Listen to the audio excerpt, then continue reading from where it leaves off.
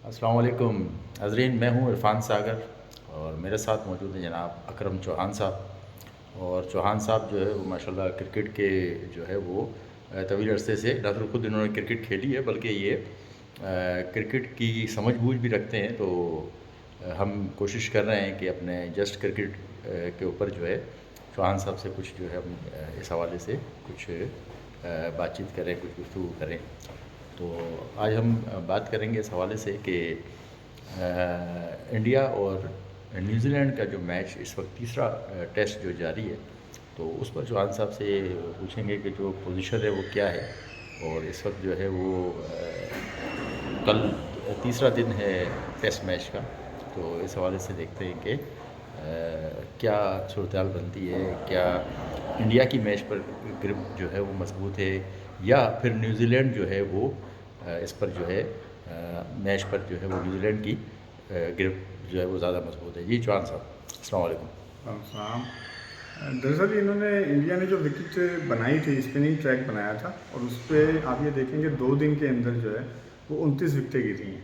तो स्पिनर्स ने डोमिनेट किया है और कल के दिन के लिहाज से ये कंफर्म है तकरीबन कि कल डिसाइसिव डे होगा, मकसद फैसला कल आ जाएगा। और इंडिया इस लिहाज से थोड़ा सा परेशान कुन भी है उनके लिए सूरत हाल कि वो पहले से सीरीज़ में 2 टेस्ट हारे हुए हैं। तो वाइट वॉश की जो हजीमत है वो डेफिनेटली उनके कप्तान रोहित शर्मा के लिए और हेड कोच गौतम गंभीर के लिए बहुत ज़्यादा मसाइल का बायस बन सकती है। और अभी से ही जब सेकंड टेस्ट हारा था इंडिया ने, तो उस पर जो है वो बहुत सारी आवाज़ें इस हवाले से आई थी कि गौतम गंभीर को जो है वो उनका कॉन्ट्रैक्ट ख़त्म करके किसी और नए राहुल द्रविड़ को या वीवीएस लक्ष्मण को जो है वो आगे लाया जाए।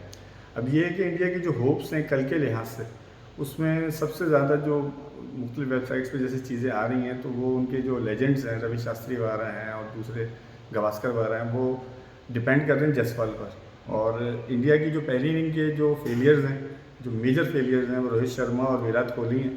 तो उनके वाले से भी चल रहा है कि उनके लिए ये एक मोमेंट है कि वो अपने लिए जो क्रिटिसिज्म उनके पास पीछे उनके ऊपर बहुत ज़्यादा हो रहा है परफॉर्म ना करने के से, क्योंकि पहली इनिंग में विराट कोहली जो थे वो 4 रन बना के आउट हुए थे और रोहित शर्मा ने सिर्फ 18 रन बनाए थे। तो कल के लिहाज से इंडिया की न्यूजीलैंड की अब सिर्फ एक विकेट बाकी है, वो डेफिनेटली सुबह जल्दी आउट हो जाएंगे। और फिर इंडिया के लिए डेफिनेटली ये टारगेट जो अभी तक 143 रन्स का कीवीज को अभी तक लीड हासिल है, तो उसमें डेफिनेटली 10-15 रन का मजीद इजाफा होगा। तो 160-170 मकसद एक ऐसा टोटल होगा जिसको अचीव करने के लिए इंडिया को डेफिनेटली स्ट्रगल करनी पड़ेगी।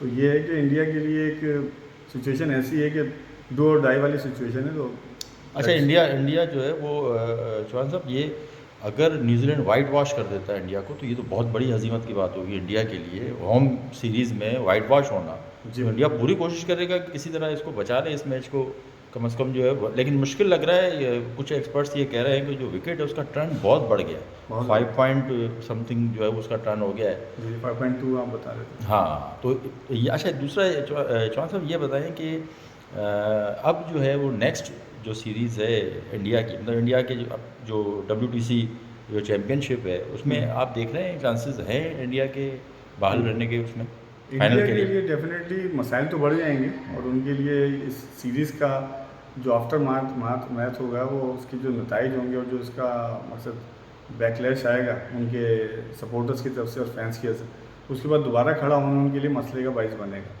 और कैप्टनसी के हवाले से भी वहाँ पर बहुत सारी चीज़ें ऐसी हो रही हैं कि वो मुख्तलिफ ऑप्शंस भी दे रहे हैं। और उनके यहाँ चूँकि IPL के अंदर मुख्तलिफ खिलाड़ी मुख्तलिफ फ्रेंचाइजीज़ की कप्तानी करते हैं, तो उनके यहाँ कैप्टनसी के हवाले से भी जैसे KL राहुल भी था, बीच में सूर्या कुमार को भी वो लेकर आए डिफरेंट फॉर्मेट्स में। तो कप्तानी के लिहाज से भी उनके यहाँ बहुत सारे मसाइल मतलब जन्म ले रहे हैं। तो इंडिया के लिए अगर मगर का खेल हो जाएगा, अगर ये सीरीज़ में वाइट वॉश होता है तो डेफिनेटली उनकी टीम गिरेगी और गिर के बाद दोबारा दोबारा उठना जो है वो इतना आसान इंडिया के लिए डेफिनेटली नहीं होगा। और दूसरी तरफ ये है कि गौतम गंभीर थोड़े टेम्परामेंटल हैं। राहुल द्रविड़ जो थे वो थोड़े से कूल माइंड थे। गौतम गंभीर का क्रिकेटिंग कैरियर भी आप देखें तो मुख्तलिफ तनाज़ात से भरा हुआ है। अभी रिसेंटली भी उनका एक मसला आया था कि वो किसी हाउसिंग सोसाइटी के ब्रांड एम्बेसडर थे, तो उसके हवाले से भी उनके ऊपर कोई केस वगैरह जो है फ्रेश उसके अंदर इन्वेस्टिगेशंस का दिल्ली की कोर्ट ने जो है ऑर्डर्स दिए। तो वो टेम्परामेंटल थोड़े से हैं और उनकी वजह से टीम में मसाइल बढ़ रहे हैं। BCCI के चूँकि जय शाह तो अब ICC में जा रहे हैं, तो जो रॉजर बीनी BCCI के प्रेसिडेंट हैं वो कोई इतनी की फिगर नहीं है, वो लो प्रोफाइल आदमी रहे हैं। और वो सिर्फ उनके क्रेडिट पर सिर्फ एक चीज़ है कि 1983 का जो वर्ल्ड कप का स्क्वाड था उसके वो थे। तो वो कोई क्रिकेटिंग स्किल्स के लिहाज से कोई लेजेंडरी स्टेटस कतई नहीं रखते। तो बीसीसीआई के लिए अपनी बोर्ड की विद इन बोर्ड लीडरशिप और टीम के अंदर जिस तरह से एक सिचुएशन क्रिएट हो रही है, तो उसको कंट्रोल करना और उसको सही या दूसरे सिमत में लेके जाना कोई इतना आसान टास्क नहीं होगा। बिल्कुल बिल्कुल, बहुत बहुत शुक्रिया चौहान साहब।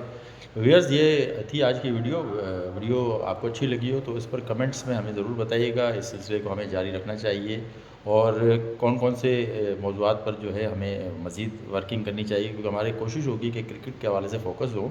और अब पाकिस्तान ऑस्ट्रेलिया की सीरीज़ जो है वो स्टार्ट हो रही है, तो उस पर भी इंशाल्लाह ताला चौहान साहब साथ होंगे। इनसे हम क्रिकेट की माहिराना जो राय है और जो ये समझ बूझ है इंशाल्लाह वो आपको पहुंचाते रहेंगे।